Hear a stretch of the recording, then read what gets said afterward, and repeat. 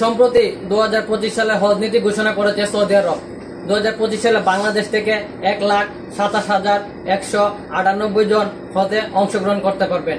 বিষয়টি নিশ্চিত করেছেন হজ এজেন্সিজ অ্যাসোসিয়েশন অব বাংলাদেশ হাবের সভাপতি মোহাম্মদ শাহাদাত হোসেন তসলিম। দক্ষিণ এশিয়ার মধ্যে এবছর সুষ্ঠু হজ ব্যবস্থাপনায় বাংলাদেশ প্রথম স্থান অর্জন করেছে।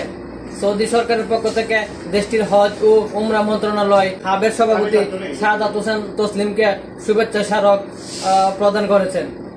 আপনারা জানেন সৌদি আরবে মূলত জুন, জুলাই এবং আগস্ট এই 3 মাস সবচেয়ে বেশি গরম অনুভূত হয়। অঞ্চল ভেদে 45 থেকে 48 ডিগ্রি তাপমাত্রা বৃদ্ধি পায়।